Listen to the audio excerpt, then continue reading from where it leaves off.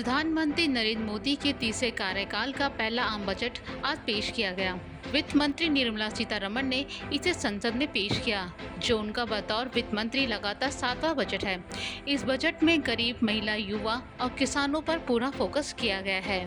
वित्त मंत्री ने अपने भाषण की शुरुआत में ही कह दिया कि हमारा ध्यान गरीब, महिलाएं, युवा और अन्नदाता पर है, यानी वो 4 जातियां जिनका जिक्र प्रधानमंत्री नरेंद्र मोदी करते आए हैं। इसके साथ इस बजट में नौकरियों को लेकर भी खूब बात की गई।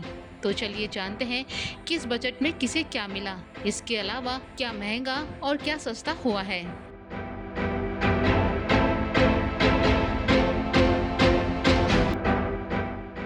केंद्र सरकार ने इस बजट में इनडायरेक्ट टैक्स दरों में कुछ बदलाव किए हैं। इस कड़ी में वित्त मंत्री ने ऐलान किया है कि कैंसर के इलाज की 3 दवाओं को मूल सीमा शुल्क से छूट दी जाए।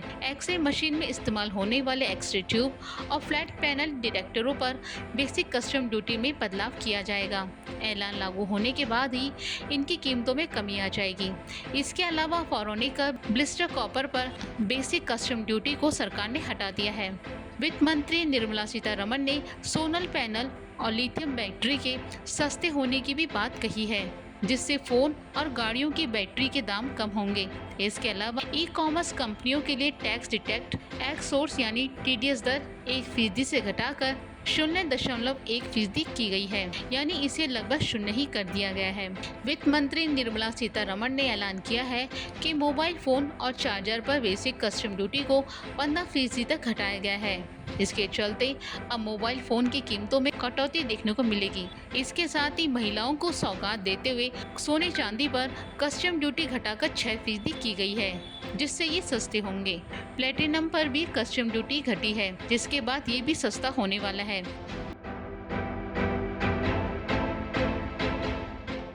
वित्त मंत्री ने अमोनियम नाइट्रेट पर कस्टम ड्यूटी को 10% से बढ़ाकर 25% करने की घोषणा की है। स्पेसिफाइड टेलीकॉम उपकरणों पर भी बेसिक कस्टम ड्यूटी को 10% से बढ़ाकर 15% कर दिया है, यानी ये सब महंगे होने वाले हैं।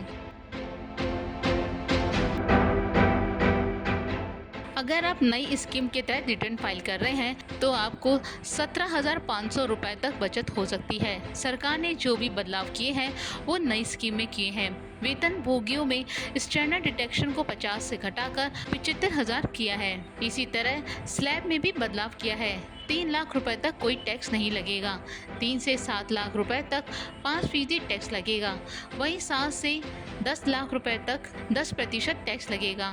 10 से 12 लाख रुपए तक 15% टैक्स लगेगा और 12 से 15 लाख रुपए तक 20% टैक्स लगेगा। 15 लाख रुपए से ज़्यादा आय पर 30% टैक्स देना होगा। इन बदलावों से अधिकतम 17,500 रुपए तक की बचत होगी।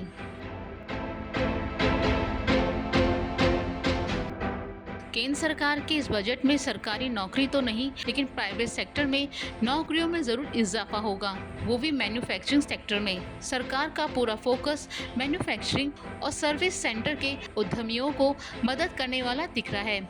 1 करोड़ युवाओं को 5 साल में टॉप 500 कंपनियों में इंटर्नशिप का मौका देने की बात कही गई है। इसके तहत युवाओं को हर महीने 5,000 रुपए का भत्ता दिया जाएगा। कंपनियों को CSR के तहत 10% राशि का भार उठाना होगा। राज्य सरकारों और उद्योगों के साथ मिलकर कौशल और सहयोग के लिए 5 साल की अवधि में 20 लाख युवाओं को कुशल बनाने का लक्ष्य है। 1000 ITI को हब एंड स्पोक सिस्टम में अपग्रेड करेंगे।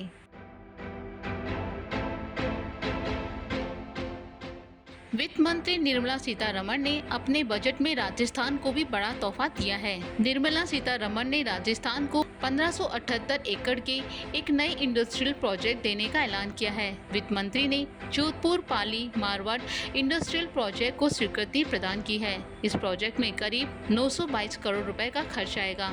इसके लिए बीते 6 महीने से राजस्थान सरकार प्रयास कर रही थी। लगातार केंद्र सरकार को लेटर भी लिख रही थी और अंत में इसे लेकर सफलता भी हासिल हुई। वैसे केंद्रीय बजट में जोधपुर, पाली, मारवाड़ इंडस्ट्रियल एरिया सहित पूरे देश में 12 नए औद्योगिक क्षेत्र की घोषणा की गई है। यहाँ आपको बता दें कि इस बजट के लिए 1000 एकड़ भूमि अधिग्रहण की अधिसूचना भी जारी हो गई है। राजस्थान बजट 2024 में वचनलाल सरकार ने इस प्रोजेक्ट के वाटर इंफ्रास्ट्रक्चर के लिए 275 175 करोड़ रुपए की अनुमति प्रदान की गई है।